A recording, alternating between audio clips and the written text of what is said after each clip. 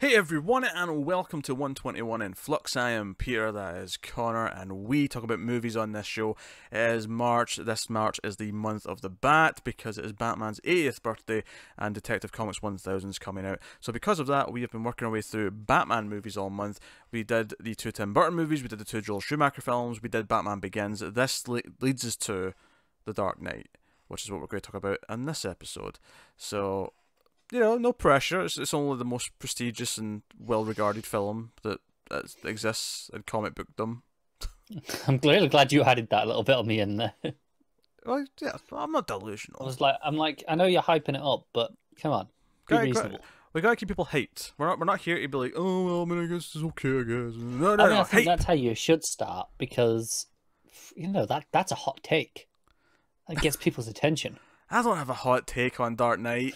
I don't either. That's the best hot take I could do was, it's all right to open with. I don't have a hot take on The Dark Knight. So we are going to talk about The Dark Knight. You know what? I was going to say full spoilers from this point on. It's The Dark Knight. I feel like you should have seen this already.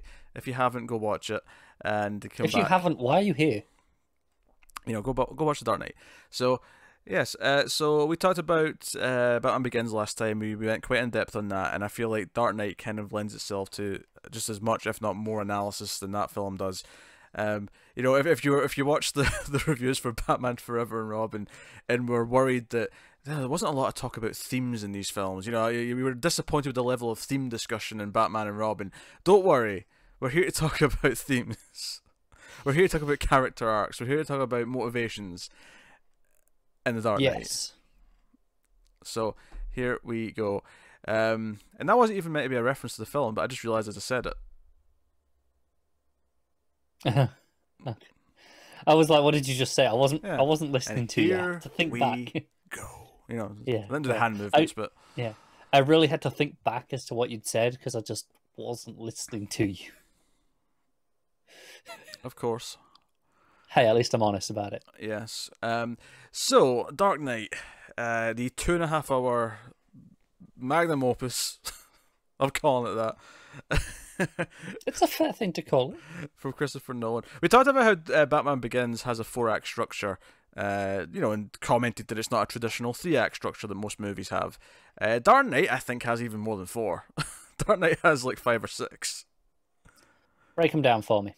Alright, so your first one is Batman's taking on the mob, which I would argue ends, with arresting everyone, getting Lee back in the country, and probably the exact moment is when Act 2 starts, is when the dead Batman, the fake Batman, hits the window. Okay. Would we agree that's the end of Act 1, start of Act 2? Yes.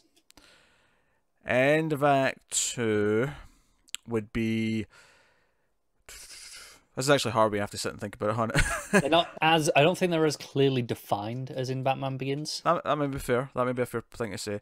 But Act 2 would be dealing with the fact that the Joker's now threatened to kill people, and probably ends with the quote unquote death of Gordon at the parade.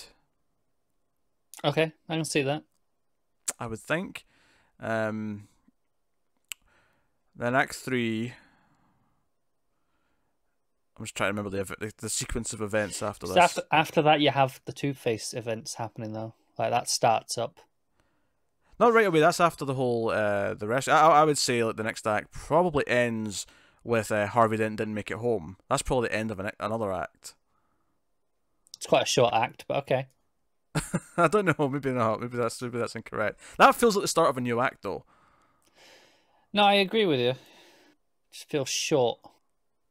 Yes. More of an interlude.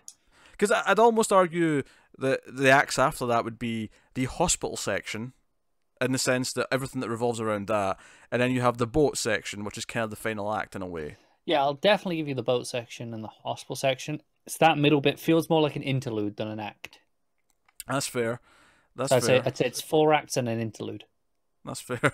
But I mean, like, it's not straightforward. It's not just set up, main bulk, and then payoff. It's not that at all. No. It's more intricate than that, and that's why I think we're having some debates here as to where they actually That's why we can't quite pin it down. Just most movies, it's very clear. It's like 1, 2, 3. It's that. It's no question, right? And I think what's impressive about The Dark Knight, before we get to anything else, is that it does have such a weird structure, and it doesn't suffer for it. It doesn't feel like this doesn't work, or even like commercially, it did very well, despite the fact that it's got such a weird structure, and it probably has more in common with like an art house character film than it does a superhero blockbuster movie. Structurally, yes, definitely. Structurally, yeah. I would also say in terms of its themes and what it's actually doing with its story. Yes, but I would say that's just because other superhero movies aren't good enough. That's not that, oh, this has more in common with that. It's that the others aren't reaching high enough.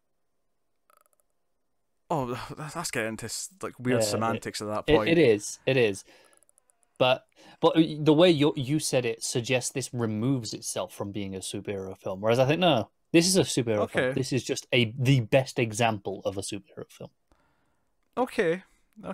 It's got more to say than a lot of superhero movies do. And that's yes, I'll give you that. And that's not to say that a lot of us superhero movies don't have things to say. They do. But, we've had Black Panther. We've had even like Winter Soldier had some things to say. About and a lot of them are still good fun movies. Yeah, but I think this has more going on. It has. I feel like it has actual character depth to really explore and sort of dig into, which hopefully we're going to do over the next hour or so, and that's not the plan, isn't it? Look like idiots.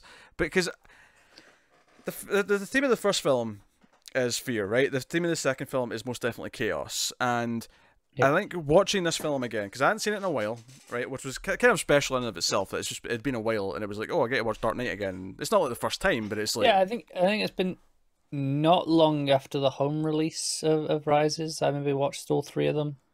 Might be the last time I watched them. Maybe a year after. Yeah, so it's been like 5 or 6 years. Yeah. So, watching it again, I think one of the things I find fascinating about this film is how the Joker's... And we'll talk about the Joker himself. We'll talk about Heath Ledger, of course we will. But I think one of the most fascinating things about this film is how the Joker quite literally interrupts the film. Like, the Joker is not set up at the start. I mean, he's in the opening scene, sure. They set up... There's this little prologue scene, right, where it sets him up, right? Yeah. But he's stealing money from the mob in that scene.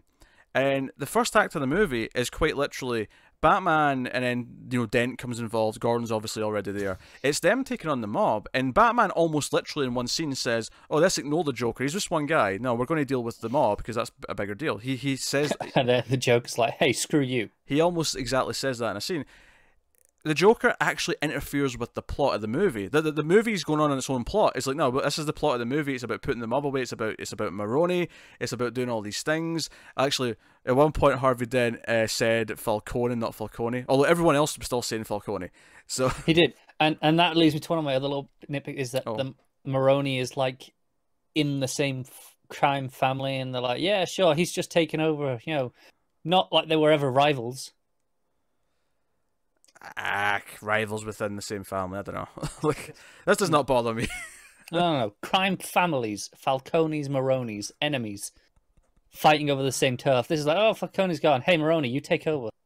And not in a hostile takeover, we'll take that territory. It's just like, hey, yeah, here's the keys to the business. This doesn't bother me. I mean, it is a departure, but this is not one that bothers me. It bothers me equally as much as him saying Falcone. No, I don't stand by this.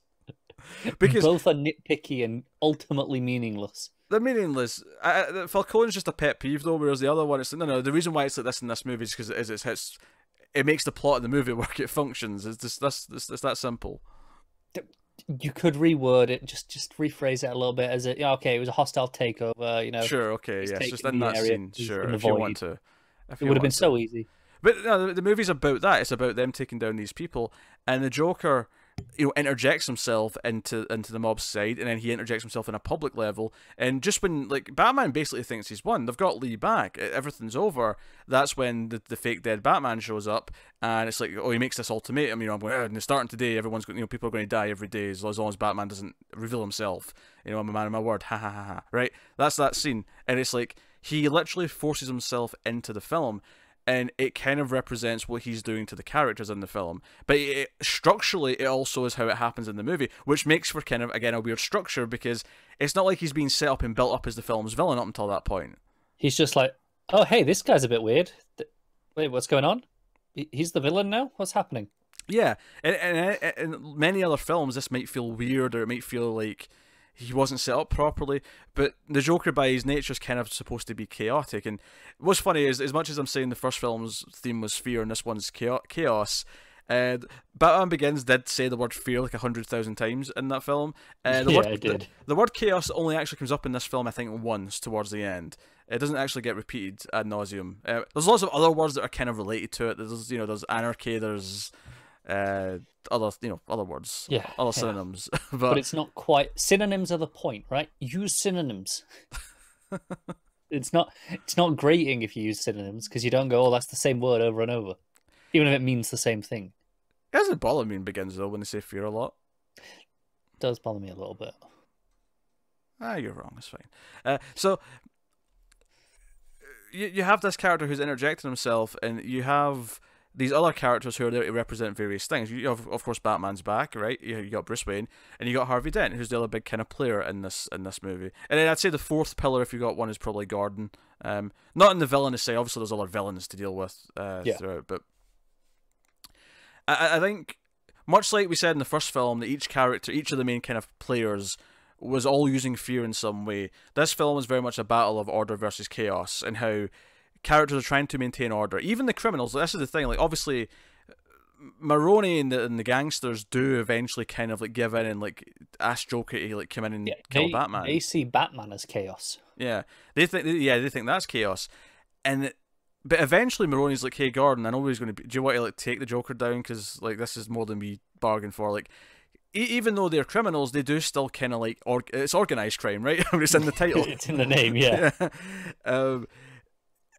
Batman's obviously trying to restore order. So the film ultimately is a moral battle between order and chaos, and it's about maintaining order. And I think one of the things that I love about this film is that at the end of the film, order doesn't win. Like, I always remember back when this film first came out, and I remember before I saw it, I saw like someone say, jokingly, spoiler, good guys win. Because it's a superhero movie, right? Good guys always win. And technically, yes, good guys do win at the end, right? That's not untrue. Technically, yes.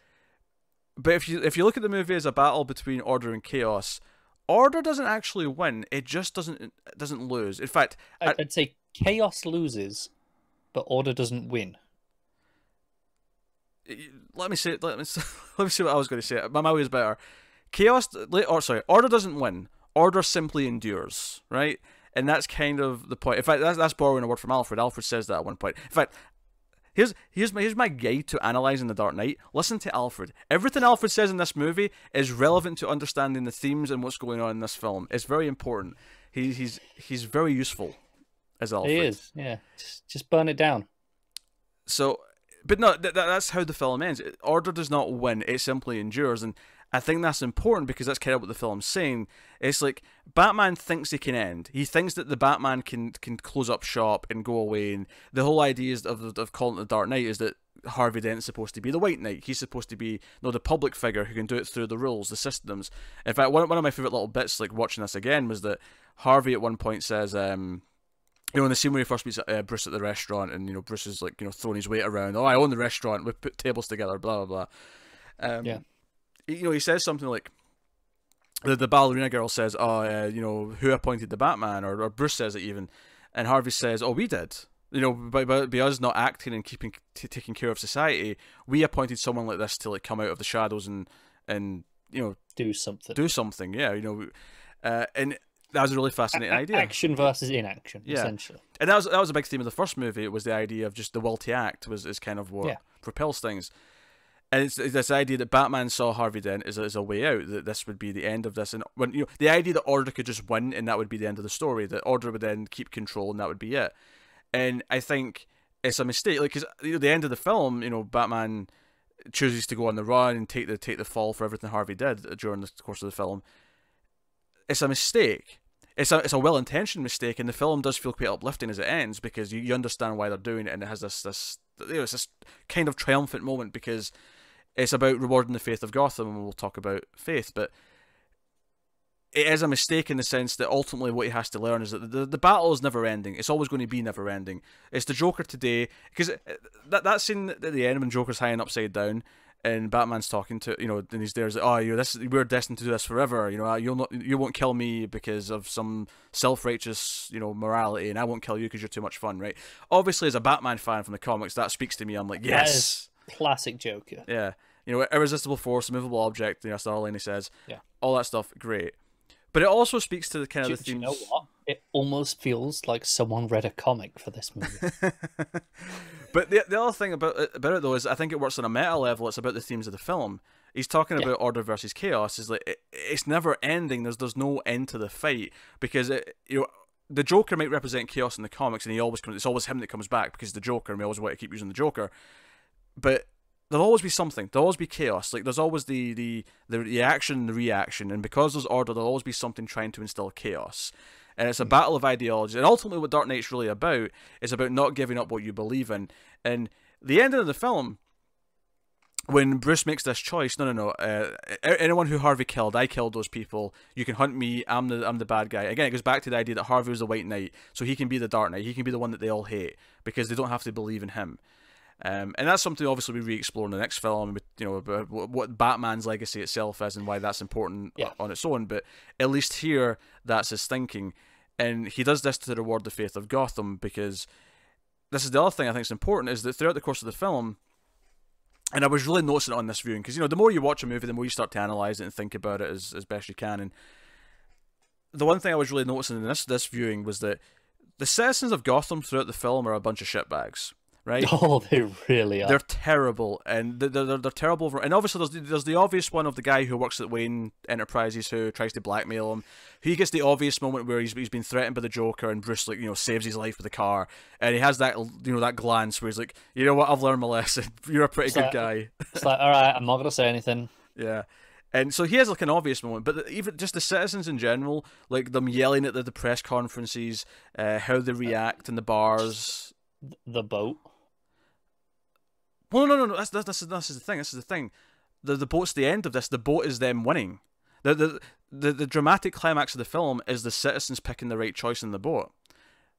Well, I get that, but I think even throughout most of that sequence, they come across as shitbags. No, they do, but ultimately they make the right choice. That scene is important, and I think one of the things that's really important about that boat sequence, when, you know, both boats are told you've got a detonator for the other one, and blah blah. One's the prison ship, so it's like the assumption is, oh well, we're all the innocent civilians, we should kill the prisoners because, you know, they're lesser than we are. That's the assumption that one would assume you'd make, right? And that's kind of what they argue. Some of them are like adamant about it. There's that one business guy who tries to, you know, use the detonator himself and he can't do it. And it's this idea that scene's really important in the proving that Gotham is worth saving, because Batman and the Joker, I mean, the Joker set up the situation, but Batman and the Joker are not involved in those scenes. At no point does Batman intervene in those boats and have any outcome in what they do. There's a debate to be had, of course, that Batman in some ways inspired them to do the right thing, maybe just through existing, but the citizens of Gotham themselves, this is the moral victory for Batman. This is what restores his faith in them, because throughout the film, Batman repeatedly has his faith tested when it comes to the citizens of Gotham. What's funny is, I don't know if I agree with this. That's fine, you can be wrong, that's okay. No, like the whole concept of this, I'm not sure I agree on. No. See, listen to me. So, throughout the course of the film, over and over again, Joker does various things that test the faith in the city, right, from Batman's perspective. And sure, Batman is almost desperately trying to cling on, and he loses enough faith that he builds the phone thing, right, the phone radar, you know, from Lucius's technology, right? And the idea that that's symbolic of him actually having lost faith in the people of Gotham. Yeah, okay. And obviously he builds the back door in it that's going to destroy it all, because Lucius is even like, no, this is wrong, this is that. And it relates to the story that Alfred told about burning down the forest to get to the thief who just did it for sport. Yeah. And yada yada. But ultimately, the thing in the boats is the one thing where he can't intervene. And even, you know, and obviously part of it's just movie making, because it's like, oh no, we're going to make it look like it's going to go bad right up until the last second when they make the right choice. And we have this symbolic thing where, okay, the asshole businessman can't blow up the prisoners, and you think the prisoner's going to blow them up, but you know, he makes the right choice and throws it out the window. It's this moral victory for the city that restores Batman's faith, and that's why in the final scene of the film, Batman chooses to restore their faith by lying to them about what happened. Now, of course, the debate then becomes, is he not trusting them, and therefore, like, you know, he's doesn't trust them with the truth. Yeah, exactly, and that's kind of what, you know, comes back in the third film. But I think it's a really big element here that he does have his faith restored to that point, that he wants to reward theirs. He doesn't want them to have a loss because of what's happened with Harvey. He doesn't want the Joker to have won. And because I think as well, like, Batman himself, like, just existing is an admission that he can't trust the city to do everything right on its own. Just by merely having to exist, he's saying someone has to step in and take care. But then going from Harvey's logic in earlier in the film is that, no, you exist because we didn't do things right in the first place. It's a cyclical thing. Like, you exist because we almost created you by how bad things were, and so on and so on. Yeah. I think I am far too cynical for this boat sequence. Because I think that. No, I think I agree with everything you just said for the prisoner ship. For the citizenship, I don't know. I don't buy it. I think they're all shitbags. They voted overwhelmingly to blow them up. I think the only reason they don't is a personal fear, a guilt. I think they all still want to. They want to do it, and they know they want to do it. None of them just have the guts to actually go through with it. I think all of them want to. I think you read the end of the scene wrong. Because they do want to, right? Because the logic's sound, right? They're prisoners. We are more deserving to live than they are, right? That is the logic, and that's what they all argue. And the guy in charge can't turn the key, so that the asshole business guy goes to do it, and he can't do it, right? You know, there's the mother in the crowd that sort of sighs when this happens, and he kind of sits back down. To me, this moment plays more like, of course they all said they wanted to. It's kind of like how, like, so many people who say they agree with the death penalty, right? But if you actually put them in the room and say, you know, you're flipping the switch. If you agree with the death penalty, you used to flip the switch right now, or, you know, inject the thing, whatever. Yeah, it's different, obviously. Yeah. Right? It's this idea that they think this is the obvious solution. Just to get even, like, weirder and meta with this, right? This is obviously not in their heads when they're writing this. But this almost sounds like, to me, like every single person who's ever said, the Batman should just kill the Joker because then it would all be fixed, right? This scene is like, no, you can think that, but that doesn't mean it's the right thing. And it doesn't mean that you understand what the moral dilemma of the thing is, right? No, I agree with everything you're saying. However, yes, when they're not turning the trigger, right? You know, they're not turning the key to do it. I don't think it's them going... I don't think it's an admission that it's the wrong thing to do. I think they just can't... They personally is like, I can't do this. I think they think they're being weak by not doing it. Especially the business guy. The guard who's doing it, you know, he was kind of put into that position by organizing it, and it was just like, right, you've got it, you know, it's your responsibility. He didn't want it. I can actually almost agree to a point, actually, now I'm thinking about it. I think the moment where you're proven wrong is the moment where they realize the prisoners haven't done it to them. That's fair, but that's a different thing entirely. I think right up until it's gone, when they're like, all right, we're getting blown up. Until after that, I think then they're like, oh, okay, maybe we didn't need to. But that's not them having, doing the right thing. That's them going, guess it turned out okay. This is way more cynicism than I was expecting about this. So do you think this falls flat then? Do you not think this sequence works? I think it works in the same way that I think it's Joker and Batman, right? I think the ship is Joker, the citizens are Joker with the chaos. Ultimately, we assume that the prisoners are the chaotic ones, right? In the same way that the organized crime families think that Batman is chaos, okay. and then Joker's like, we don't care about Joker, and we're like, well, it's the citizens, it's fine, whatever. And then it turns out, no, they're Joker, right? And they're the ones that are chaos, and we should be on the lookout for them. And ultimately, they fail. Ultimately, in the same way the Joker's, ultimately, chaos fails, ultimately. So I think it still lands for me in terms of the themes of the movie. I think it all works, just in a very different way to how you're reading it. Okay. It's not a terrible read. I can't necessarily pick that apart too much. I do think I like My Way more because it does feel more like a victory. It feels more like a moral victory. No, I agree that Your Way is more traditionally victorious. What's with the word traditional? That sounds like you're putting my theory down here. Come on now. No, everything you said works. I just don't buy it. When I'm watching it, I can't believe that their mindset is working like that. Because for me, it's not about so much they have this moment where they all like, no, we can't do this because we're good people. To me, it's like the simple fact that they can't go through with it, and they don't have time to process it and admit that they can't do it necessarily. They're thrown in there at the deep end and they can't, right?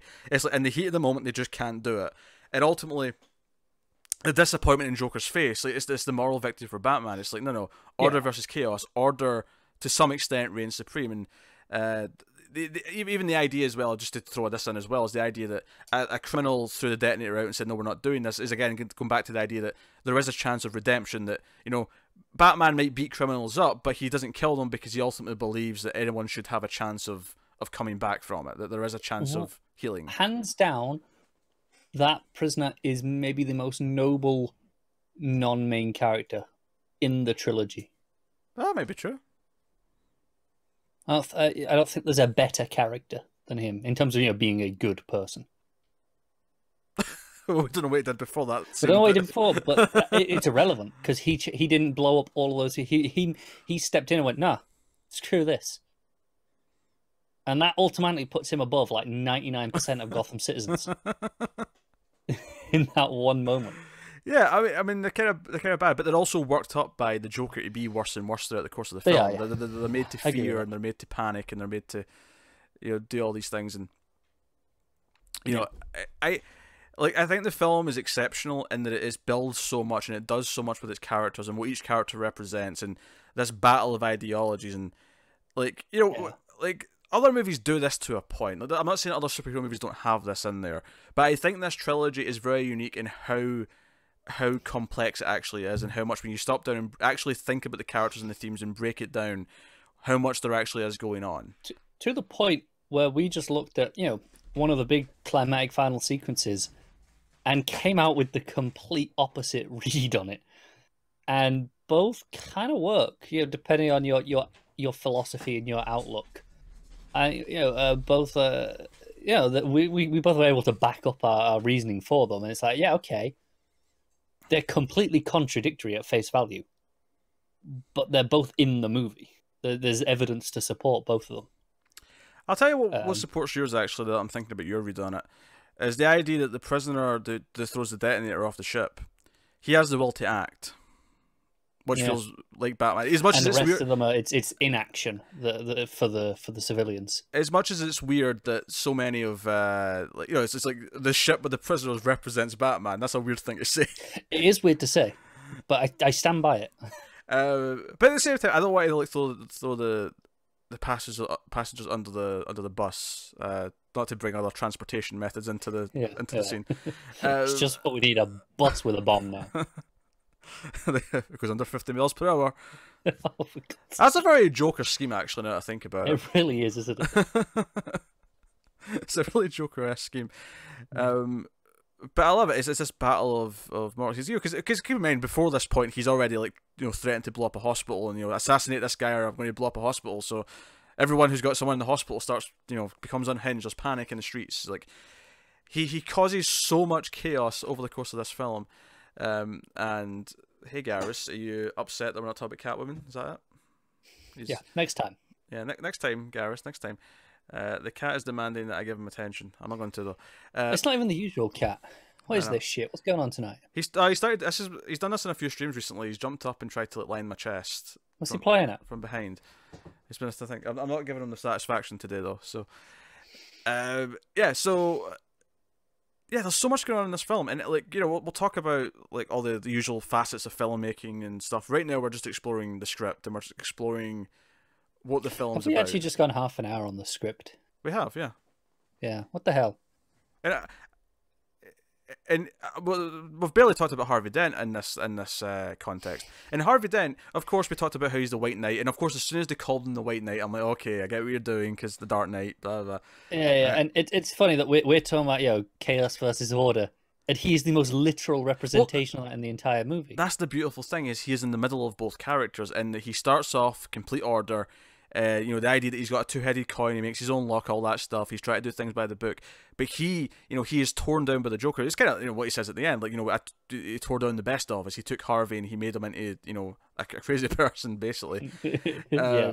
And you know, at the end of the movie, we've got full-on Two-Face, and he's doing his thing, and you know, Harvey in many ways represents the best of Gotham being corrupted and pulled down by the Joker. And it's the idea, hey, if he can fall, then the whole city is screwed. The whole city can be, and if they find out what he did, they will fall. Like they can't deal with this right now. They're barely recovering from the last two major things that just happened in the last chunk of the movie. So in many ways, Batman is naive in this film, but he's only naive in the sense that he thinks there's an ending. Yeah. Which is kind of the point of the next film, is that no, this is ever, you know, it's ever going, but it doesn't necessarily always have to be you, and more than that next time.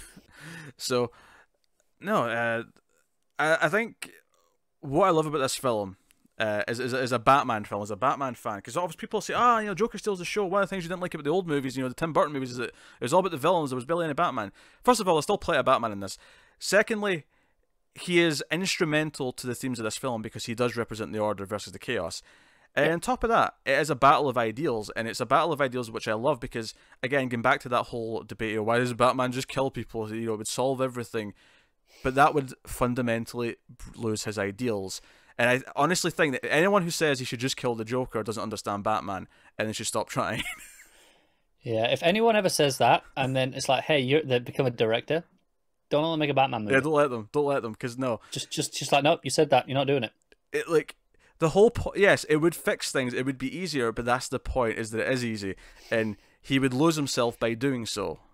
Yeah. That's what being a superhero I is. I don't know why people find this so hard to comprehend, to be quite honest with you. Yeah. I can't deal with it. I can't deal with it. No, he shouldn't kill the Joker. I'm on team not kill. Batman should not kill. Which, again, goes back to why the prisonership is Batman, is... You know, they make the decision, no, we will not kill them. Like, they make that call of, like, the action to actively choose not to kill. In the same way that, you know, the Batman saves the Joker, you know, after he, you know, throws him off the building. It's like, right, okay, in that moment, could leave him, problem solved. I would counter this and say that the prisoners and the civilians are different, and that the prisoners have already made these choices before, right? The prisoners are in prison largely because a lot of them will be murderers. A lot of them will have been down this path. Presumably, we're never told what exactly they do. Yeah, of course. But they're people who have been failed by the system already, right? Yeah. They've already had to make tough choices based on these things potentially. So I almost argue the reason why it plays out the way it does in the prisonership is because, like, at least the one who makes the choice, like, he's maybe already killed someone. He understands what it is to take a life. He even says that. That's the line he says. Like, you know, I understand what it is to take a life. Yeah. And because he's done it, he chooses not to. And I almost argue the reason why the civilians can't process even though they all say, I should just kill them. I'm going to bring this back. Okay. I'm going to bring this back to my theory. Batman's the same. His not killing of Ra's last movie. That counts. Because, you know, that whole thing is, I'm not going to kill you, but I don't have to save you. And, which we agree is the weakest thing of that movie. Yeah. But here, he actively saves Joker. He does, yes. Like, he makes that decision. He's like, no, you're staying alive. Again, his faith is restored. He believes that he can't, you know... It's almost like his line that he didn't want to cross has gotten stronger and, you know, moved up a little bit. It's like, no. I am not doing this. Like, I will not kill you. Because if he kills the Joker wins. Because the Joker's broken. Yeah. To go back again, why does Batman not kill the Joker? Because that's what the Joker wants. The Joker wants to turn Batman into him. And he will do so. He's pretty clear. You know, Joker's standing there going, hey, do it. Go on then. Prove me right. Yeah, I mean, that scene, you know, he's driving the bike towards him, you know, the bat pod, and he's like, do it, I want you to hit me, I want you to do it, I want you to hit me. I have a problem with that scene. We'll get there later. Oh, you have a problem with that scene? I have, just with the mechanics of the bike at that one moment, I hate. Is this the spinning bits that go around the wheel? The cannons? I have no problem with them. That's my problem, is that it's just shown us him coming out of this corner at full speed and then the wheels spinning and, okay, he's fine. You know, it made him stop at this 90-degree turn and he's fine. You know, it managed to stop him. Yeah. This here, he swerves around the Joker, goes flying, and he's down. What the hell? Because he planned for Why? that first turn. This was a last minute. No, bullshit. Bullshit. He swerves around the Joker and then abandons the bike. This is not bothering me. This is so nitpicky. Oh, that might be one of my most hated moments in this movie. That is not even. No. I mean, I have one or two moments that I'm going to nitpick later, but no, that's not one of them. That's up there for me. That scene's fantastic. I'm not. Because it came like 40 seconds after we just saw him take a really sharp turn and show off this, the spinny mechanic of the wheels. Yes. To show us that he can stop pretty much instantly. Ooh, why would you introduce that and then immediately go, forget about it? Just don't tell me he has that half a scene beforehand. It's the heat of the moment. I don't have a problem with this at all. Oh, it's horrible. I don't have a problem with this at all. Horrible. If we did nitpicks... you just led me on to that one. I would have got there actually later. I have a small one, and then I have a sort of one bigger complaint. Do you want to get them out of the way now? Sure, we'll do the nitpicks there. Okay, my nitpick, I think the introduction to Harvey Dent's a bit hokey. Guy pulls out the gun and doesn't fire. Oh, that's the courtroom. Yeah, and he grabs it and he's like, "Oh, you want to kill America? You want to kill a public servant by America?" And I'm like, "Okay, I get what you're going for here, but I agree. Cheesy. Bit cheesy. Yeah. I feel and cheese is fine, and I like cheese in Batman, but be consistent. I mean, I suppose you could argue the reason why it works being a little bit cheesy is because he's supposed to be the cheesy all-American, like he's the white knight, right? Like that. But nothing else in that really supports the cheese that this line implies. Yeah.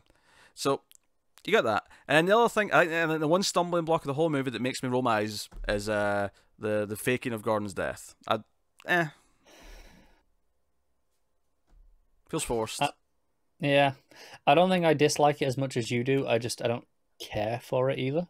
Yeah, I mean, it feels forced. It doesn't make a whole lot of sense. He comes back to his family afterwards. Like, I couldn't risk your safety, and I'm like, I didn't really get that their safety was in jeopardy, to be honest. Nor did I. I mean, I guess you argue, if Gordon was still like a factor and Joker was going after him, he might go after his family. I said, okay, sure. But, might go after him at home, right? Yeah, but it was a bit of a stretch. I don't know. No, I'm with you. A bit of a stretch. That's it. That's my complaint. Not as bad as the wheels on the bike. Oh, screw that. That's not a problem. I'm okay with the wheels on the bike. That sequence is fantastic. It's bullshit. You get it ruins a phenomenal moment. That one was great. Truck flip, Joker being, hit me, I want you to do it when you hit me. All that's gold. And I love the bike going up the wall to spin round. I love that little mechanic. Yeah. Again, another reason. Twice in that scene they show us the maneuverability of this bike. Do you know what I love, actually? I loved it before the film came out. They never told, at least I never knew, that the bat pod came from the tumbler. Like I noticed the similarities in the wheels. I thought, oh, that's cool that it looks like it's from the same set of designs, right? But I legitimately kind of popped when I realized it was just going to like jump out of the tumbler. Like that was literally the front two wheels that became the bike. I like that. Okay, now the bike looks better than the tumbler. That's fair. It's just got a bit more style to it. It's a bit sleeker because of it looks like it's a bit more designed in that sense. Yeah, it's cape flapping about. Yeah, looks good. Looks good when he's going around. Like it does. It does. I like the tumbler being there though.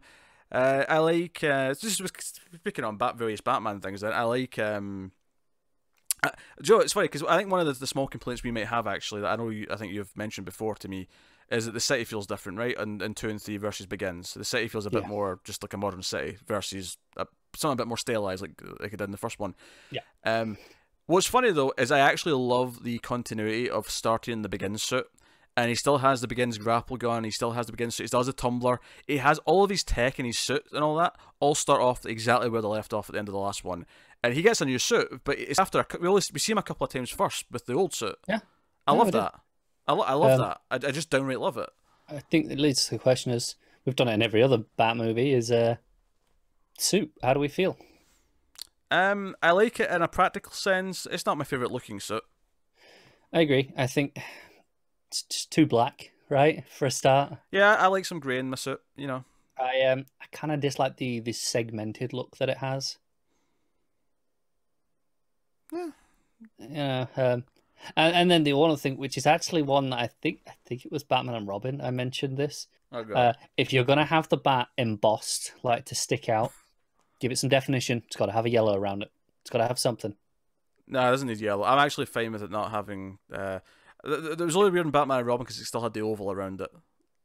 Yeah, no, but I think if it's just layered into, like stitched into the suit, like we see in some versions, that's fine. Yeah, it can be just all black there, like black and grey. You have a problem with this in Begins, though. I think I just forgot to mention it in Begins, clearly. Obviously, I don't have a problem with this, especially. I mean, admittedly, I'd rather the background was grey, but like. Yeah, I just think it needs some definition, and it needs that splash of colour around it to fix it. Oh yeah, because that works with the stealth. It doesn't have to be yellow. Purple, little purple outline. Nice throwback. Nah, grey and black all the way. I mean, I like grey and black a lot. I'm just saying, if the logo is embossed, it needs something extra. It needs a third definition around it. If it's stitched in, grey and black is fine. Well, I mean, if we're talking about Batman, I suppose we naturally have to talk about the Joker next, which, you know, the big talking point of the movie. More than not only because he introduces the main conflict, he introduces the chaos, the main theme of the movie into it, but because he's the Joker. Because he's the Joker, and it's a phenomenal performance. Heath Ledger, you know. I think when his name was announced, everyone went, "Him? Really? Him?" And then you saw that first image, and you saw the scars up the mouth, and you went, "Oh, okay, that was pretty good. That was pretty scary. This is a scary Joker," and I got excited. And then you hear the voice in the teaser trailer, and it's like, okay, I'm getting into this. And he is.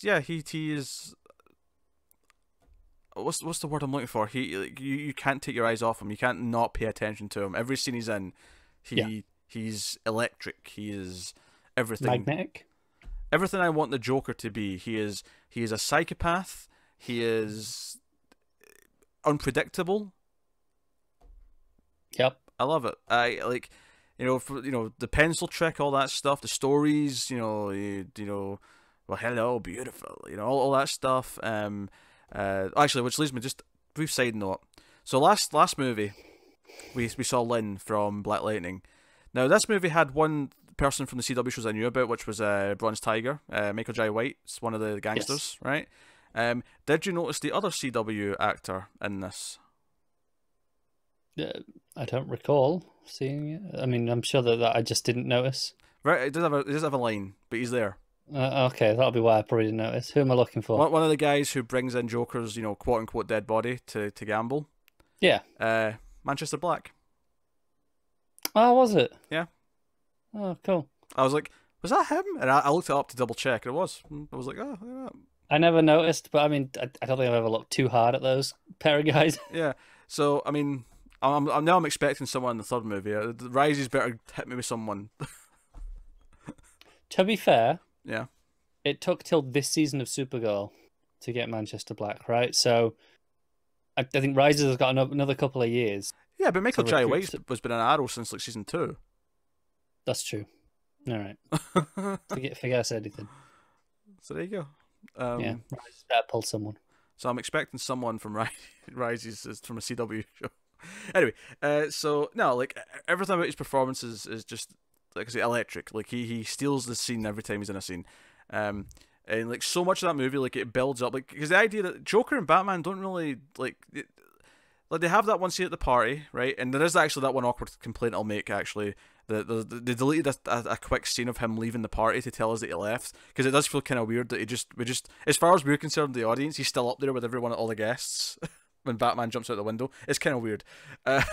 It's a bit weird, yeah. And I'm like, just put the scene back in. Why would it hurt the pacing that much to see him leave? Like, yeah. But like, but it all builds up to that. The truck chase, and then ultimately the interrogation. The interrogation, which many may argue is the best scene in the film. That is the linchpin of the entire experience. It's up there.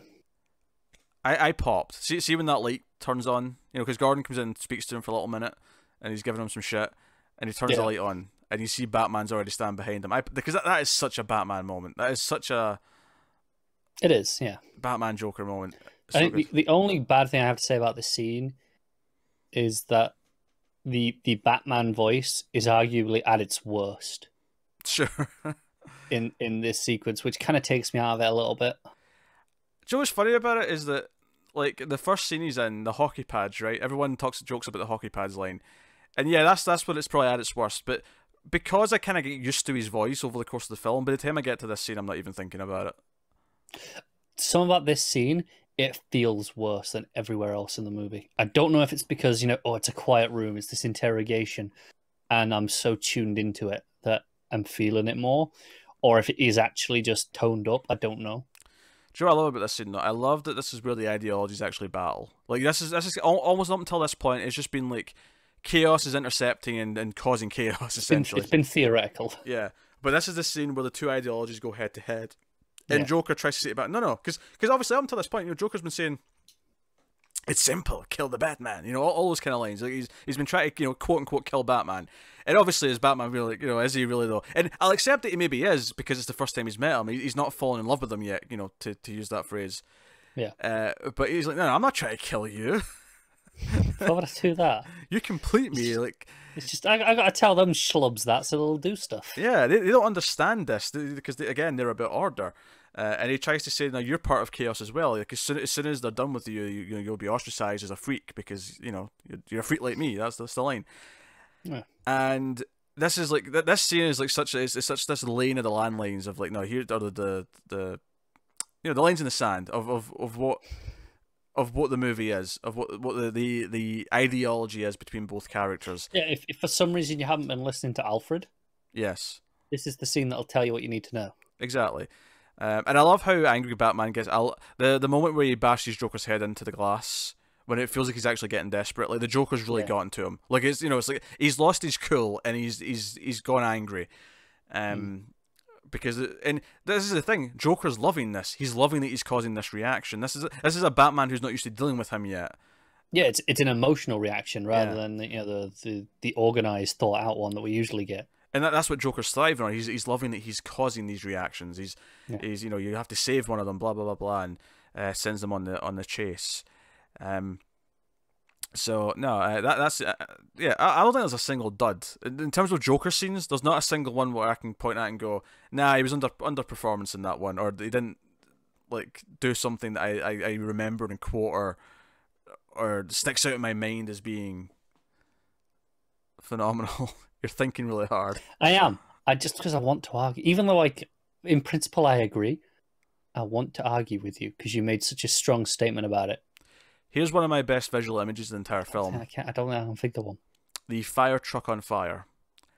I love that image. Okay. I think it just represents the Joker. It's like it's like he puts a fire truck on fire. Like it's just that image. Just that is the chaos of the Joker right there. No, I'm with you. I love it. It's gold. I think that's part why I love the opening scene. Right? Is it's actually this organized chaos. Oh sure. I mean, to be fair, the Joker, like all these big things that he orchestrates, they take a lot of planning. Like, they do. That's what I think. We keep talking about it's chaos. It's chaos. But it's chaos with a plan. Yeah, he's kind of terrifying. He's doing his best to organize chaos. This is kind of insane. That hospital stunt took planning. The boat stunt took planning. Yeah, and I think, like I said, it tells you that the opening of the movie with the bank robbery. It's this chaotic thing of oh hey, that bus is going to come smashing through that wall. That's chaos and all these things. But no, individually, it's like everyone's taking each other out. It's all planned down to the minute, the seconds. It's all completely going to plan as it should be, even though it looks to everyone involved that they're all just picking each other off. Yeah, and it kind of goes back to the end of the first film with the idea of escalation. You wear a mask, blah blah blah, jumping off rooftops, and it leads to these things. And it's this idea of one of the big other thematic elements in the movie is the idea of dogs. There's a lot of dog imagery. There's a lot of dog conversation. Early on, Batman gets bit by a dog, and there's talk about can the costume withstand dogs? Or do fine against cats? All that little joke comes up again at the end from the Joker. Well, not even just that. There's like several references to it throughout the film. Joker, when he's talking to Harvey at the hospital, he says, "I'm like a dog chasing cars. I'd never know what to do if I ever actually caught one." There's the image of the Joker after he gets out of the police station, where he's got his head out the window. It's a dog. Yeah. It's a dog with his head out the window. Yeah. There's also the mobs turn to a man who doesn't fully understand. Set the dogs on me, kind of thing. I mean, Batman says that at the end, or Gordon says it at the end. That's Batman. Batman says it at the end to Gordon, just before Gordon makes his monologue at the end. This idea of setting the dogs on people, and it's the idea that yes, the criminals set a dog on Batman, a wild animal, because they couldn't deal with him, didn't know how to handle Batman.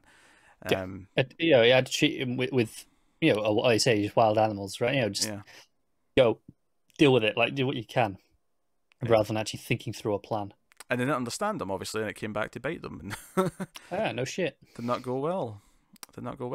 And of course, this movie did lead to like 10 other movies over the next couple of years doing the villain wanted to get himself captured. Here, though, completely works. This is... Yeah, it does. It's one of those situations where I hate it for doing it because it inspired everything else, but it's not its fault. No, from the perspective of this movie and the Joker's like motives, it all makes sense. Yeah. I've got like examples of this, of also, I say all the time here, I kind of hate the Blair Witch Project, even though it's actually a really good movie, but it started that found footage bullshit for the next like 5 years, and I hate it for that. Yeah, it's fair. It's the same here. It's like, I hate it for doing it. And to be fair, like there's been both good and bad movies have copied it. Avengers did it even with Loki, and I like that movie a lot.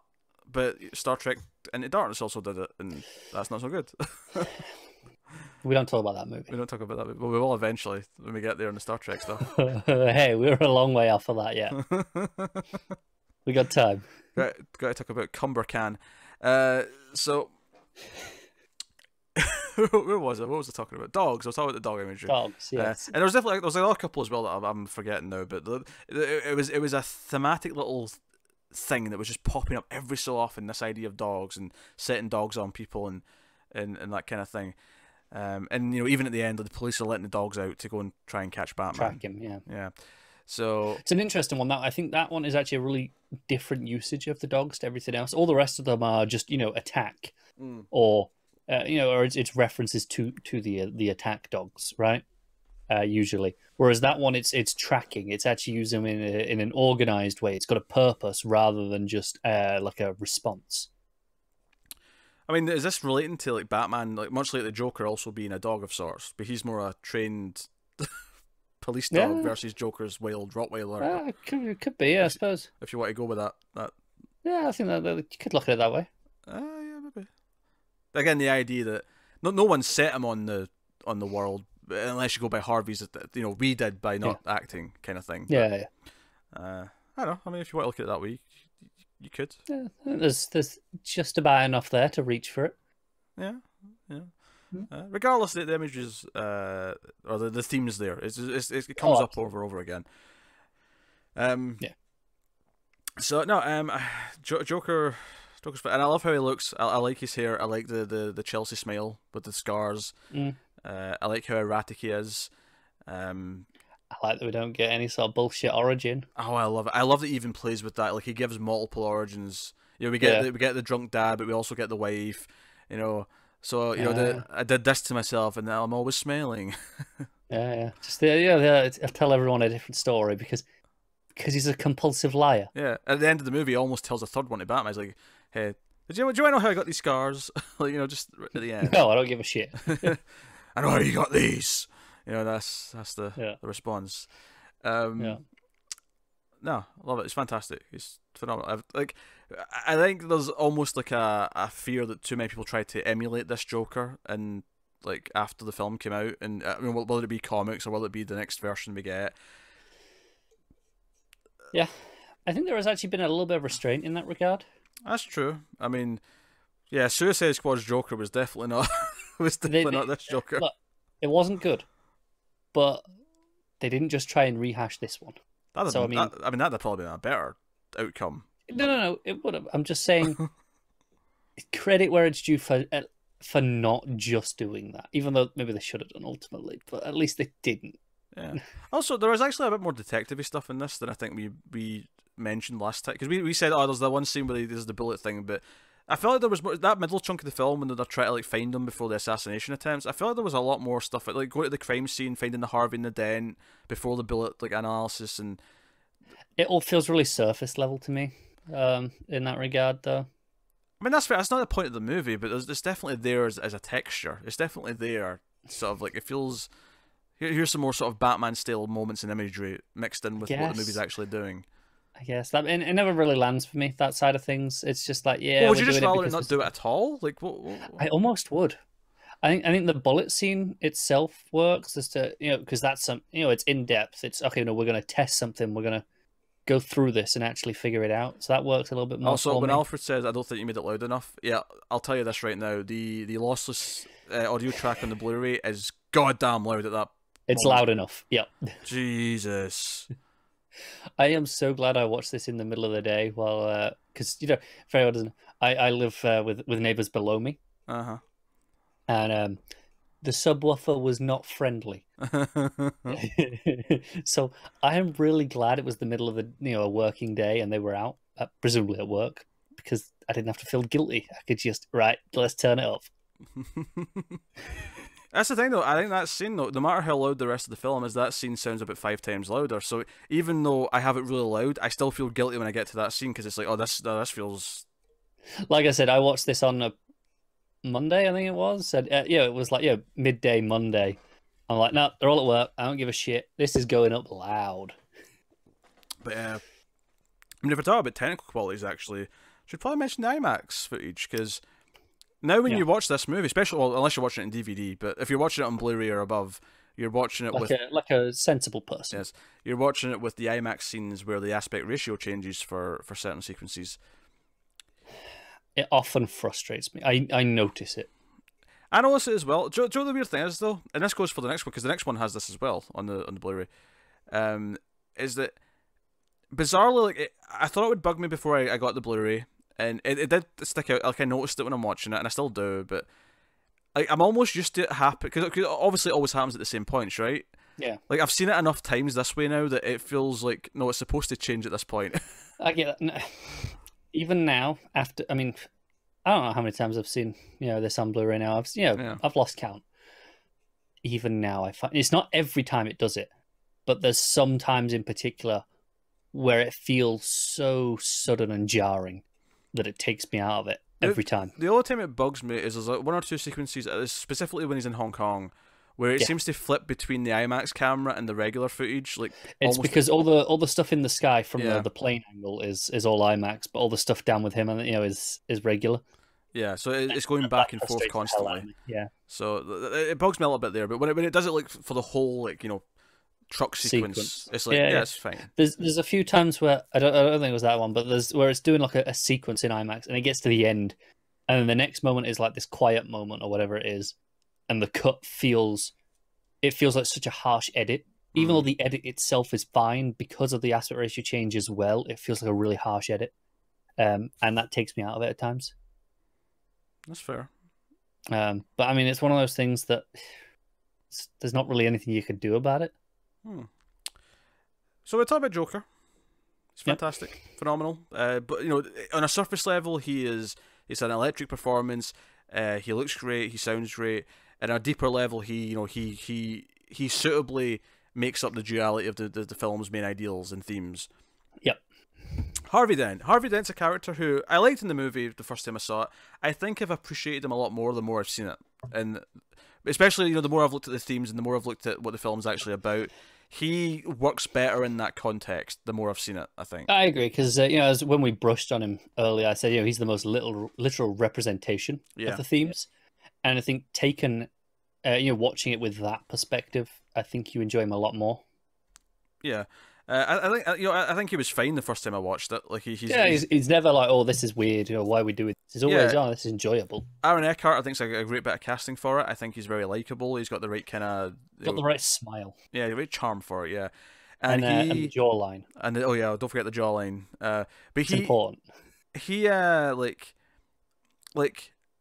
the first time I saw it, like, this was some really good Two-Face stuff, and I appreciated that it was so quick because, given how bad they make his face look, he should be dead within a couple of days, so he can't be around for a long time because he's dying from an infection very quickly, walking around like that. Yeah. Which, by the way, I mean, first that design, the Two-Face design when he gets the injury, I love it. Yeah. it looks like, and the effects have held up. And I know it's a mixture of makeup and CG, but because it's a mixture, it's really held up. There's every so often there is a moment where I look at it and the CG doesn't quite do it. There's every so often where there's a moment where it's like, okay, it's faltering. But for the most part, yeah, I agree. Because I think when I watched Begins, there was definitely some shots of the train or some shots of the Narrows where like, okay, this CG's aged a little bit. Yeah, this isn't as bad as those, but like I said, once or twice there's a moment where I'm looking at it and going... But I mean, as a whole, the film, like, I wasn't feeling that in this film at all. Like, this film is much more practical and stunt-based, as much as it can be. Yeah. Yeah, I agree with that. There's no, like, extra part of the city they put in. There's no, monorail to put in, which was the stuff that stuck out the most in the last one.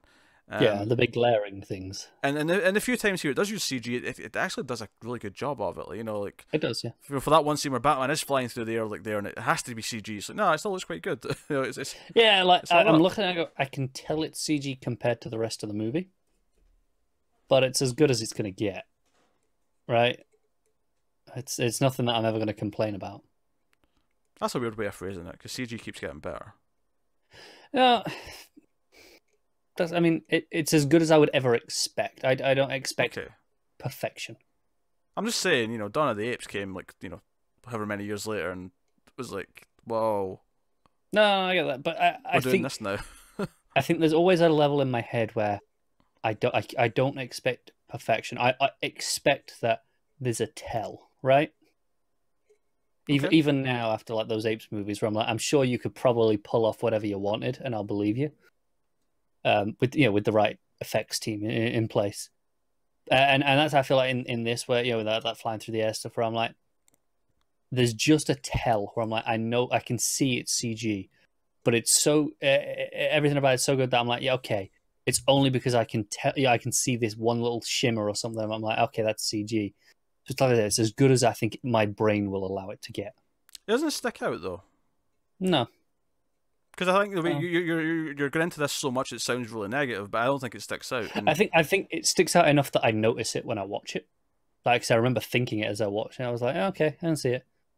Because I don't think not it did enough for to me. Distract me. I don't think I was noticing this as much as you were. I really don't. Yeah. I definitely noticed it, but like I say, it's a fleeting thought that went through my head and then was gone, rather than something that stuck out and I went, oh, that's a bit rough. Yeah, it was more of a just that's CG. I think in terms of any other sort of little complaints like that, I mean, I think, yeah, it's like, okay, I wish they could have had a bit more blood. There's a couple of scenes where it feels weird that there's no blood, but other than that, it's like, yeah, I get it. Yeah, trying to keep the rating down, aren't they? Yeah, at the start when William Victor gets shot, there's like no blood at all. There's not even a squib, and I'm like, where's the blood? Yeah, it's weird. I'm just used to it. I just accept it. It's fine, but yeah, it is what it is. But yeah, Harvey works really well as a representation of what the movie's about, as a central figure for it to kind of revolve around. And then, but you have Rachel, who we've not really spoken about yet. Just before we move from Harvey, I think my biggest complaint is not anything that it does with him in this movie or anything that's bad. It's just more of a in terms of the adaptation levels. Sure. I'd say there's actually not enough duality in him. There's not enough from his character. Everything about him thematically is duality, but as a character, there's actually surprisingly little. I mean, that's fine. It doesn't bother me though, because I'm not really looking at it in terms of like a straight adaptation. I guess, like, he's the version of Two-Face that fits this story. No, he is. I just I feel like we've nitpicked about villains, but like it doesn't betray anything about the character though. No, I think it doesn't fully utilize him either, or at least anything that I feel I need in Two-Face. Okay. Like, I guess, like, I'm okay that Two-Face is dead by the end of this movie, because, like, I like Two-Face, but he's not like the Joker in that I think he needs to keep coming back. Like, Two-Face... Maybe I just like Two-Face more than you do. Maybe you do, but I love Two-Face in, like, Long Halloween, and, obviously, I love there's a couple of, like, little lifts of, like, moments from Long Halloween in this, which is nice. Yeah, there is. But, like, I don't need Two-Face to keep coming back in the same way. I think, because we recently read that Detective Comics arc with Two-Face, and I feel like writers struggle to do like new Two-Face stories that feel like they're doing anything different or interesting. A lot of my favorite Two-Face stories are with Robin, That's fair. Because again, that duality of Batman and Robin, it's the two of them. So of course, he fixates on the second. I like that because obviously he's all about order. He has the coin with two heads, but then when the accident happens, he's burned on one side, which again looks very given that we're saying there's not enough blood in some scenes, I actually think the shot of him burning like halfway down his body is actually really brutal. Yeah, but on one side scarred, and Joker kind of convinces him to sort of give in to chaos, and he's like, "No, we'll call it 50-50," and I'm like, "Yeah, okay." And I like how the name is brought up. Actually, I like he was already referred to as Two-Face because he was an internal affairs officer. I thought that was a little bit of a it's a little forced, a little bit of a stretch. I'm fine with it. Whatever. Oh no, I like it because for me, like. Because they set it up earlier on, right? Because he mentions to Gordon, they've got a name. They've got a nickname for me down at the police station. Yeah. And then he screams at him to say it, but he's making him say it because of who he is now. Like he's very self-aware. Yeah, he's prodding at him to say this nickname because he knows it's now ironic given his condition. Yeah. And I think that's why I slightly dislike it. But I love his performance in that scene. I love him screaming. Like, see when he says "say it," he's like "say it." Yeah. It's this really sharp anger. Like, it's really good. It is good, yeah. I love that. But anyway, yeah, so Rachel, we talked a lot about Rachel in the last movie. We talked about Rachel being kind of a weaker character, and I think she's still not a great character in this movie, although she's far more relevant to what's going on, I think, just in terms of her purpose. And Maggie Gyllenhaal does make her more... gives her more personality. I don't think she's any better written. That's fair. I think... she's naturally more involved because, like say, she's actually like a major part of the plot this time rather than just kind of being there in the last one. I do think Maggie Gyllenhaal gives her more charisma because I'll definitely, because she's just a better actress. She's a better actress, but it's just that first time you see her, not counting the like security camera footage that Bruce is looking at one point like a creep. You know about in the courtroom with Harvey. She's sitting going like this in her chair, and she's looking over at Maroney, and she's just kind of like that, and it's. My chair's not a swing, I can't do it properly, but immediately she has this presence that Katie Holmes never had, and it's like, okay, there's still problems with this character, but she has more of an impact than she did last time. She's got a bit of an attitude in this one, but I think everything good about this character comes from Gyllenhaal. That's fair. But the idea of her picking between Bruce and Harvey. I do kind of like the idea that, again, it goes back to the order and chaos and the belief that Batman has that he can actually end this, but she kind of is already aware that he's never going to end it. Like, it's never going to be like that. And she's going for the White Knight, and she's torn down with him. And she is fridged. We'll use that word because it's kind of true in this case. It is. Yeah. I don't know if she was ever interested enough to care that she was fridged, but yeah, it's one of those things where I'm like, she was. And I should be annoyed that she was, because she definitely was. But it's the most interesting she gets as a character, right? Yeah, I mean, which is a problem in itself. She never bothers me in this one though. Like, it's not like Batman Begins where I'm like annoyed by Katie Holmes' presence sometimes. No, she's better in this one in every way. I absolutely agree with that. She's better. She has chemistry with the other actors. She feels, and I'm sure Katie Holmes is actually probably around the same age as Christian Bale and Aaron Eckhart, or close enough. But she feels more like they're contemporary. She feels like an actress of the same era. She does. What we're saying is we really like Maggie Gyllenhaal. Yeah, Maggie Gyllenhaal is really good. She's a really good actress. Go watch The Deuce. She's fantastic on that show. But she's good in everything. She's been in a lot of stuff. She's better than Kate Holmes is, and she does add to the plot, even if it is to an extent the damsel side of things. But she is there more in a representative way because it's this kind of like hope Bruce has for getting out of the Batman life, and it's this pipe dream of normalcy. Yeah. She represents that, but she understands that that's what she represents to him. She understands that that's how he's looking at her, like, oh, this is this like mirage of. It's why she writes the letter. Is that she's aware that I know how you see this, Bruce, but come on. Yeah, and Alfred, again makes the mistake, but at the same time, in the moment, it's well intentioned that Bruce doesn't need to know this.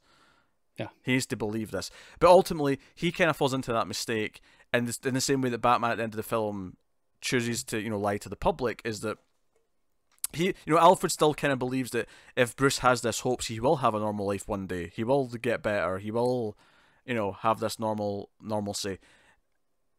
But but Alfred also has to kind of accept that that's not happening, right? And again, that leads to conflict in the next movie. So, and obviously Alfred's good. Him and Morgan Freeman, Michael Caine, solid, dependable, all the same, supporting right? characters.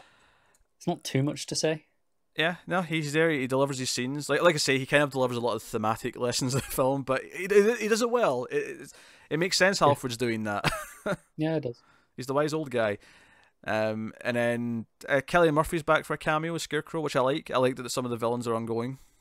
A little bit of connective tissue, even though he's not doing that much here or there. Yeah, and I like that. He cameos in the third one again. It's a nice little, running gag. Because this is the thing. Heath Ledger passing away. I believe completely that Heath Ledger would have been in the third film in some capacity, absolutely. I don't know how much the script would have changed, but to make my guess, I would say that when Bane releases everyone from Blackgate, I think the Joker would have come out with that. Yeah, I think we get when Gotham's all over, we get something with the Joker there. I actually have a theory as to how they'd played it in the third act, but I'll save it for when we talk about Rises. Next time. Was that meant to be an Iron Man reference? It wasn't. I realised after I said it. That's why I just sat there. I was like, that was weird. Looks over at the War Machine suit. Next time. Yeah, it was not intentional, but yeah, it kind of was. Oh dear. So we're not talking about music's of course very good again. Although I'm actually going to say something not negative, but just controversial by the sounds of it. I do think out of the three films, I think this is the one where the music has the least great moments. Not that it's bad. The music itself is fantastic. But I think of so many moments in Batman Begins. I think of so many moments, emotional moments and stuff like that, and heroic moments in Rises. I think this one, there was points in this movie where I felt like it was doing some of the themes from Begins or new versions of them, right? But it was almost like, why is this playing in this scene? I never felt that. I'll tell you what it is though. Out of the three, so Begins is creating all these themes, and we talked a lot about them last time. All these great moments. I think this one doesn't create as much. It builds. It does evolutions of things that we know, but it's familiar. I think Rises does some whole new, totally new stuff that's really interesting, exciting to look at. It does. I'm thinking. So this one suffers by comparison. Even just the 2-chord thing, though, his main 2-chord thing, that really only happens twice towards the end. There's no other moments in the film, and I'm not saying you have to have a quota that you fill around. It's you have it inverted with the Joker stuff though. Oh sure. You do have the darker. I mean, Joker stuff's great. He's got this razor blade kind of sound. Yeah, it sounds really good. It's really demonic. That's not even the right word, but I know what you mean. It's great. Again, I'm not saying the music's great. I've listened to this a lot, but I think it's telling that my favorite track on the soundtrack isn't in the film. The best piece of music created for this film was cut from the movie, and I don't know when it was meant to play originally. You can probably find some notes that tell you. Probably. But for anyone who doesn't know what I'm talking about, it's a track called Like a Dog Chasing Cars. I think the first part of it's used, because the first part's just, It is, yeah.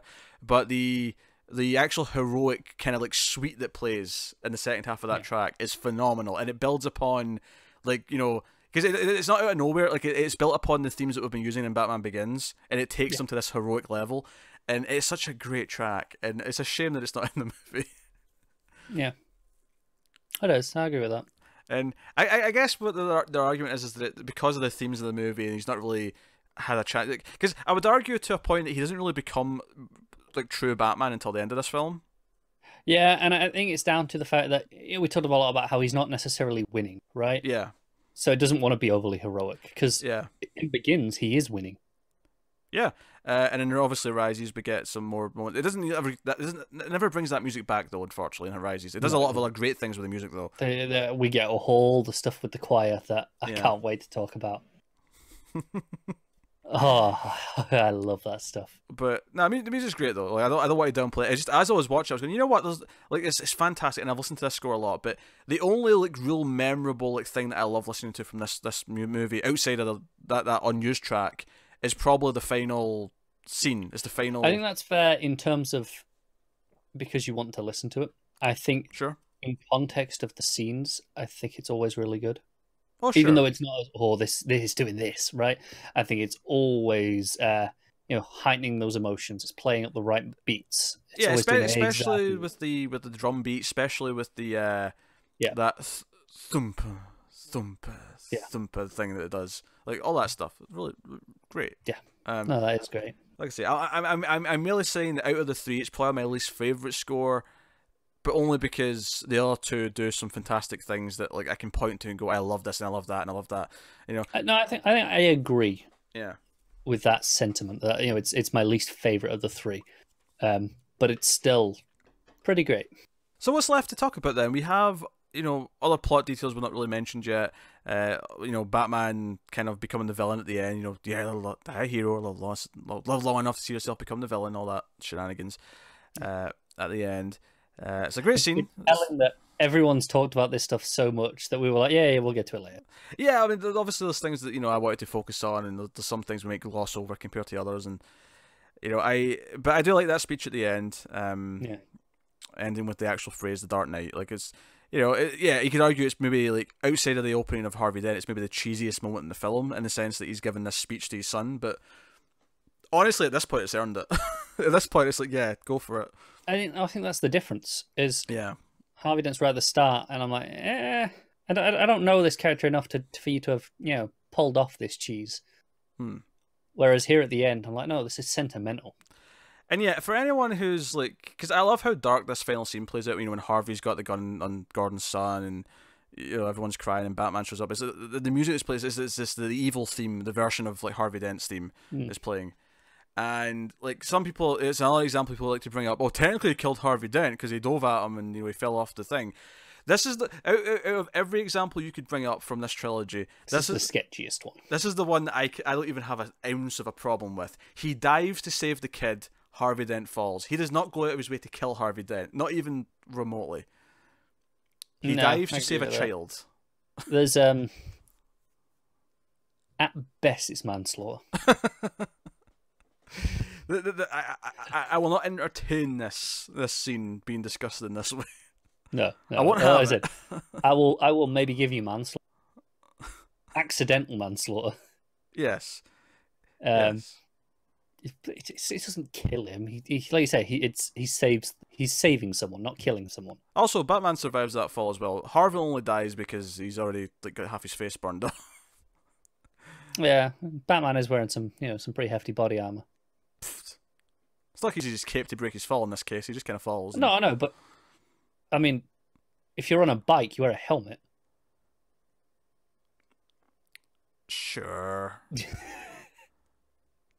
That's much less of a fall though than this is. The point is the same. It's protective. It helps. It cushions the blow. Oh yeah, sure. I'll put you in body armor with a helmet and I'll toss you over a 50-story building. We'll see if you survive the fall. I think 50 is a bit excessive. I feel like having the hard shell would actually even make it worse because it would collide harder. That was only one way to find out. Well, you're volunteering. Good. For science. For science. But it actually makes me laugh. I remember watching Dark Knight with friends, soon after it came out. And it's when they go to tell... they never actually name him Bullock, but I just think of him as Bullock, because he's like the sort of the slightly chubbier cop who's kind of more hard-hitting. Yeah. He goes to tell Gordon's family about his death when it's faked. And the mum says, "I'll go play with your sister," and I went, "Yeah, go play with Batgirl." And like all my friends are like, "Wait, what?" I'm like, "Yeah, Barbara, his daughter's Batgirl." Yeah, this little dude's a sociopath, and this little dude's going to grow up to be a serial killer, which I don't think is canon inside the Dark Knight universe, but it does make me laugh to think about that in the comics he grew up to be a serial killer. Yeah, that hadn't happened yet. That hadn't happened yet, no. But no, so yeah, I mean.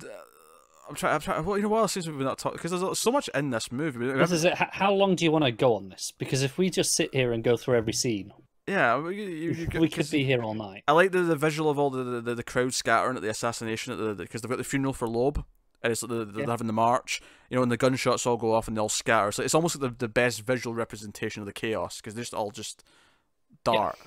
Just panic. Just panic. Yeah, it's panic. Yeah. So I really, really like that. I also, just a little moments I want to mention. I love when Joker's talking to Bullock when he's sitting in the cell, and he's like, I've killed 6 of your friends. How many of your friends have I killed? And he's like, oh, you've killed 6 of my friends. Like, some people say you don't really know who a man really is until they're on the verge of death. Would you like to know which of your friends were cowards? Like, I love that line. That's good. I love it so much. Do you know what I'll say about Dark Knight is that it holds up in a way that I don't think I was expecting. Like, I was going into it thinking, I'll love this. I'll really love it, right? But I'm going to see more flaws in it than I did last time, and I'm going to have more things to say. I agree, because that's how I came out of Batman Begins. Where, still love that movie, obviously, but I came out with a couple of extra nitpicks that I'd never had before. I'm like, okay, there's just a couple of things. Yeah, and no movie is perfect, and yes, the things that aren't perfect, so Gordon's fake death, one or two, that cheesy moment with Harvey Dent, the bike. I don't agree with that one. The city not feeling the same city as the first one. Like, these are the things I would say. Yeah, these are the things that don't quite add up. But in what the movie's doing, and its battle of ideals that it's dealing with between the two characters, and everything that it builds up to, the way the Joker literally forces his way into the plot, as if the movie wasn't about him, and he's like, no. Look at me, I'm the Joker. Bitch. I'm the Joker. Yeah, like, the movie's about me now. The way that works, that video he sends in, the look at me, that moment. Love it. All that stuff's great. But the reason why I think it holds up, beyond just having a really good version of the Joker, beyond just having a really good core plot and the action being very good, and the action always serves the plot, serves the story. The story is never serving the action. Like, the action becomes because it is a punctuation point on the story that's being told. In terms of the actual action, still probably the weakest element of the movie. Obviously, we spoke about this in Begins. With Nolan's action is clearly not his strongest point. I will only. In hand-to-hand fights, sure, but that's what I mean. I'm thinking the truck chase. That's fantastic. Oh no, the truck chase. I'm talking about the actual fighting. Oh sure, okay. Yeah, it's probably the weakest element. Yeah, even just symbolic, the idea, that bit at the end where he's having to fight the police because the police are going to go in guns blazing, but they don't realise that the Joker's got all the hostages looking like they're swapped. Yeah, the hostage takers, essentially. Yeah, the doctors. So Batman has to come in, and I almost like that as representing Batman's whole thing, where he comes in and redirects what the system's supposed to be doing in the first place. Like, it was broken and going after the wrong people. It was broken and not working. Yeah, I'm with you. And they realise that, of course, by the end. Yeah, so no, but the movie, like, it's about something. It nails what it's about, and every time I watch it, I get more from it, because there's layers, there's subtext, the characters represent things. It holds up. It holds up in a way that I don't think I was expecting it to be this bulletproof, essentially. No, I'm with you. I thought, like I said, after Begins, and I kind of came out slightly lower than I had been, a few years ago. I was expecting to feel the same about this, and then I didn't. It kind of surprised me. Yeah, I think objectively, after we do Rises, and obviously we'll save what we think of Rises till we watch it and talk about it, but I think objectively, at the end of this, we're going to say that this is objectively the best film of the three. Yeah, it might not necessarily be our favourite, but objectively, probably. It's fantastic. It is. That sounds really pretentious to say, but it is a work of art. It just is. Yeah. And people can love the Marvel movies more. People can love other movies more. I don't They're think wrong though. I don't think sure, you can love those more if you want, but I don't think they're on the same level as this in any way, shape, or form.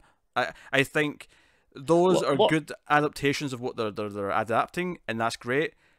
I don't think they're good films in the way that Dark Knight is. I have a question just to kind of people. And even for the most part, even the way Batman Begins is, to be honest, but yeah, certainly Dark Knight. What would you say is the general consensus on the quote unquote best Marvel film is? The best? So would you say is that in terms of in the same way that we say objectively this is probably the best of the trilogy. What do you think is considered the best of the Marvel movies in that same regard? there's a lot more of them, so it's a bit more varied. But I would say the ones that always pop up are Winter Soldier, Guardians 1, and now Infinity War. Yeah, none of them are on this level. And I like all three of those. I love all three of those movies. But I don't think they're even in the same stratosphere as this. Yeah. And you can say that's pretentious. You can say whatever you want, but it's someone like, obviously I'm a comic book nerd. We're both comic book nerds, but I'm also a film nerd, and I was a film nerd before I was a comic book nerd. I don't think any of those other movies that we just had the filmmaking and the thematic relevance that this movie does. I'm going to use another pretentious word. Go on. Gravitas. That is pretentious. Yeah, it's a really pretentious word. You douche. But this movie has gravitas, damn it. It does, yeah. It has gravitas. I'd apologise for, going, oh, this is better than those movies. But screw it, it's Batman month. If I can't say it now, when the hell can I? It is Batman month, exactly. It's operating on a different level, and it is fine if you don't love it as much as those other movies. Like, I'm not saying you have to agree. I'm not saying you have to. Preference, right? Yeah, it's preference, but no way, shape, or form am I ever going to watch like Avengers: Age of Ultron and go, yeah, this is on the same level as The Dark Knight. And I say that as a massive Joss Whedon fan. I'm not whereas. The funny thing is I think Whedon's best work, such as the hit television show Buffy the Vampire Slayer, I think there's an argument to be made in that show that does have the weight that something like The Dark Knight does when you look at it as a whole and you actually analyze it, because there's a lot of great things in that show thematically. Yeah, there's a lot of time to do it. There's a lot more time to do it, and there's obviously stinkers. So I mean, that's where you do you detract from it because it has an episode like Bad Eggs? I mean, that's really up to you. That's your personal opinion. But. So the point I'm getting is I think Dark Knight is still head and shoulders above. I think, we've not done a top superhero movies list yet, and I'm sure we will do it at some point. This is going to be up there, isn't it? This is going to be up there, and if we're saying it's superheroes and not comic book characters, then I think Unbreakable for me is also somewhere up in that. Okay. Higher. I mean, it's not quite as high for me. We went over that when we did that. Sure. But I see the argument. I mean, yes, I expect you to overrate The Incredibles when we get to that discussion, but that's okay. Overrate. I'm telling you where that's coming right now. Joe's funny about that conversation, because I know you like the second one a lot as well, as I saw a lot of people not have that opinion in the second one. I've not seen it yet, but I saw a lot of people say that they were disappointed in the second one versus the first. And I was just, I thought of you and I sort of giggled. I went, oh, not everyone agrees with Colin. No, I know it's not as universe as the first one is. Hey, I loved that one.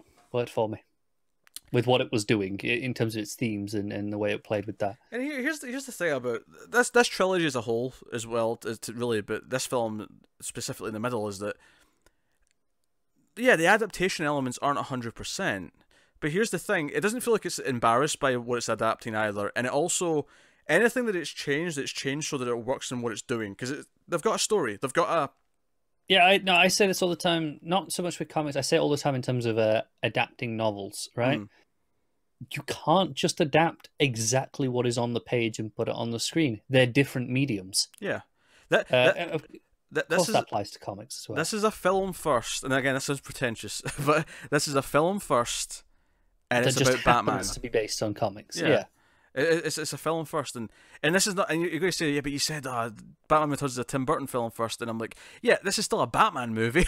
it's not shying away from that, but it is a film. It is a film with a point, with a story, with a message, and it's about something. It's about ideals. We haven't even talked about terrorism, which is it's also about. It's also a post 9/11 film with the Joker terrorizing the city, and the idea of not going below a standard, still being who we are, because what's the point of winning if we lower ourselves to their standards, kind of thing, right? Those themes are in there. And I think all the stuff with the phone stuff really pays into that. Not giving up your personal freedom for the just for the fight on terror. It's not necessarily worth it, right? But also Lucius and Bruce in that, it's kind of representing government. Sure, yeah, and also not changing your heart again. At its core, the chaos versus order, all this stuff, it can be boiled down to it's a film about someone not jeopardizing what they believe in. Yeah. No matter how hard it gets. And that is why the Batman should never kill the Joker, you bunch of heathens. Because he should not jeopardize that, because if he does, then he's not the Batman anymore. And if you think that, go read a goddamn comic. And some comics are bad. Some comics like to try and give him loopholes constantly, and it always bugs me. Don't read those ones. Yeah, it always bugs me. And again, this trilogy isn't not guilty of doing some weird loophole moments. It does do it, but it's never like the other movies where he's like gleefully killing people and like trying to do it. He has an opinion here, he has a stance, and I buy into it. I buy into who he is. He feels in character. He feels more like the Batman in this than he does in any of the other live action movies. And you know, I saw a great video actually talking about Batman v Superman just to compare this to a lesser. What? Why did you just sully this discussion? To a lesser thing about how Batman v Superman actually has nothing to say. Like it I could have told you that. You didn't need to watch a video for this. No, I knew that as well, but specifically with the characters, yeah, we're talking about how Batman represents this and the Joker represents that, right?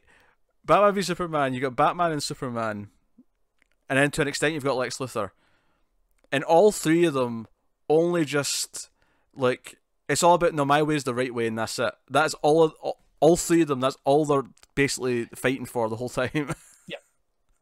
There's no nuance. There's no like battle of different ideals. It's not because Batman and the Joker in this, they have completely different ideals. But you watch Batman v Superman, they're both hypocritical, angry assholes. And there is an in concept of, hey, no, they have different ideals in the way that they tackle the problem in different ways, right? There's something you can do there, like absolutely. That movie just doesn't do it. Yeah. I won't miss an opportunity. And you know what's funny? Because we're not doing Batman v Superman this month, right? We're not doing that. I do think eventually someday there's going to be a thing. There's going to be something we do that looks back on Batman v Superman, because ultimately I can't resist one day tearing it to shreds with like a proper analytical eye. Yeah, but the last time, true, because it was so emotional. It was like we just got out of it. We were angry. It was swearing. It was full of things. Like I do love the idea of sitting down, watching it again. Well, I don't look forward to that part. But here's the question, though: do you think you can watch it again and not be angry? I mean, I'll get angry. Sure, I'll get angry, but I'll get angry, but I can sort of look at, analyze it, and actually look at what are the core problems here beyond just I'm mad because they've ruined like all the characters. I mean, beyond the fact that theatrical version, because I've not seen the other version. Beyond the fact it didn't have goddamn establishing shots. Yes, the technical things are there too. And that's again, going back to Dark Knight. Like there's great cinematography in this. There's exciting there is sequences. There's fantastic visuals of you know. I don't know what I'm talking about. I felt like ruining this discussion. I felt like bringing it up to just you know, like we can't have this discussion. And do you know what I love about it? I love that people who like Batman v Superman like to argue that it does have themes and it's like, oh, it's too deep. People don't understand it. That's why people don't like it. It's because it's people actually argue this. Oh yeah. There's people who love that film and think, oh, the critics hated it and people shit on it because they're too dumb to understand what it's actually about. What do they think it's about? Genuine question. They think it's a deconstruction, maybe, of superheroes. I don't know, maybe. Do they realize to of Superman? Do deconstruction you have to understand the thing first? I don't know. The jar of piss represents humanity. I don't know. Oh God, I forgot about the jar of piss. You forgot about the jar of piss. The jar of piss is the thing. I had genuinely forgotten about the jar of piss. Oh dear. Also, the mayor of Gotham's Nestor Carbonell from Lost. That cheered me up when I saw him. Just Richard from Lost, if you like, with his character name.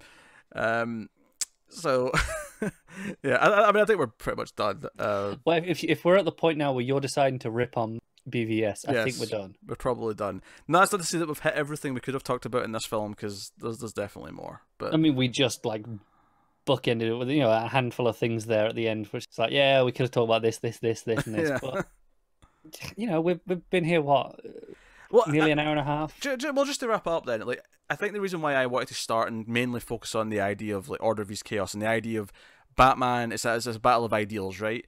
Is because to me, one of the things I love about Batman as a character is the idealism of him. It's the idealism of not giving up what he is, because it's the sort of thing that everyone always says, "Oh, he should just kill people. He should just do this." Like, no.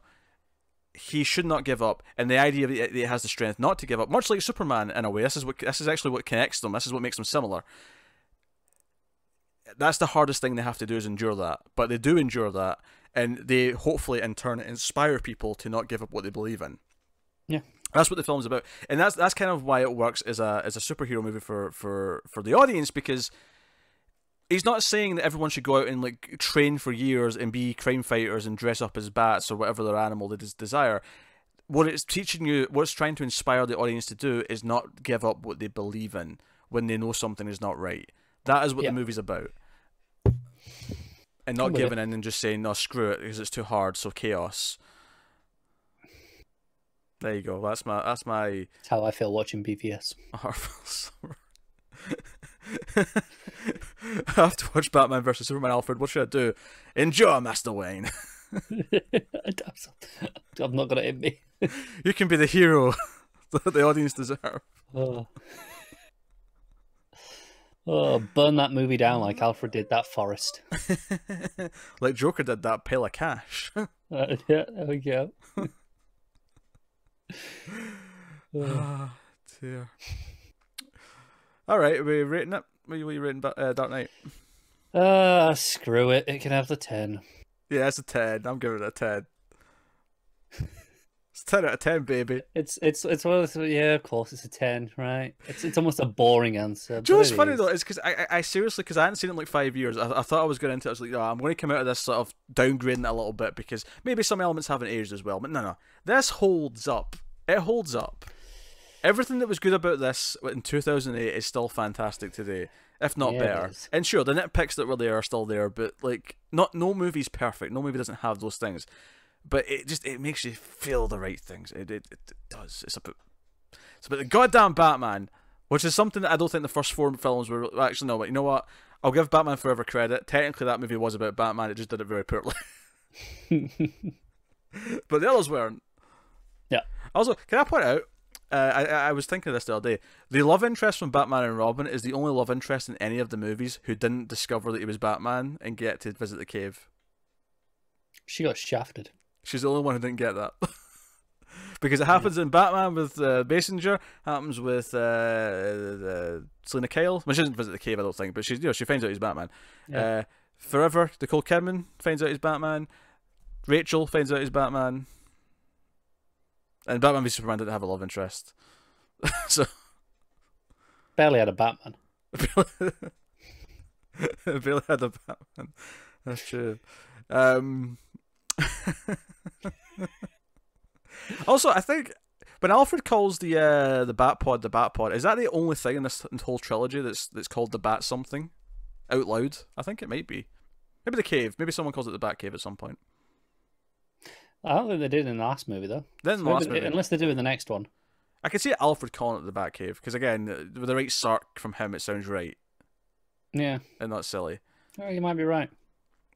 The Batwing's just called the Bat, but again, that's Lucius kind of cracking a joke.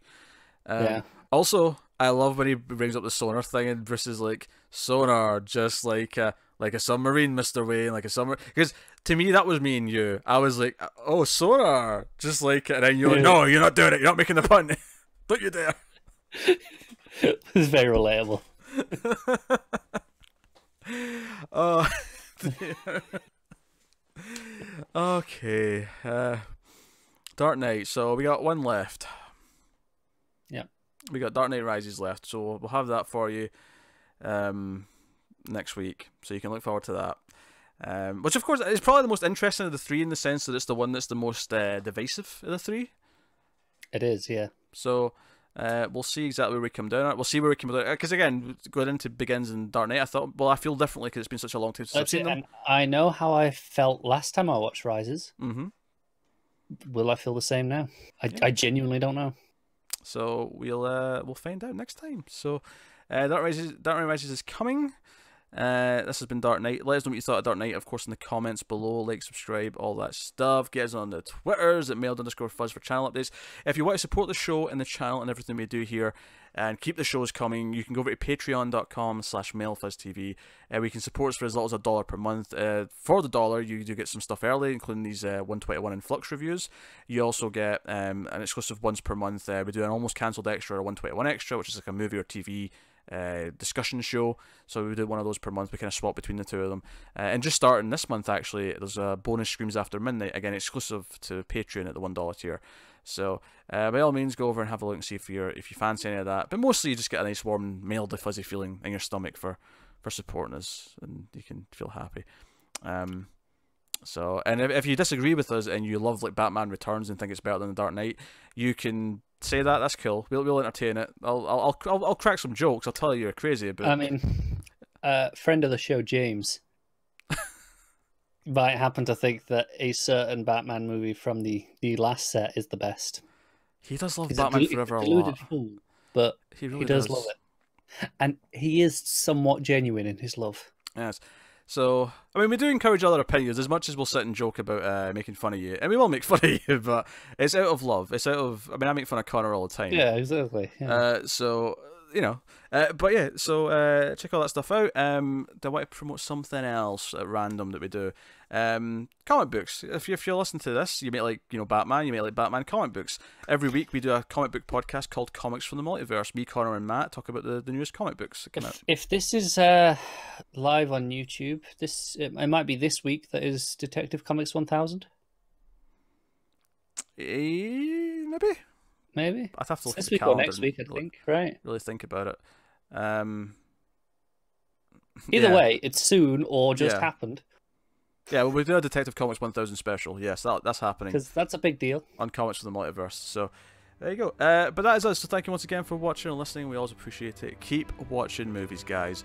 And if you can get it, it's always nice to have diplomatic immunity.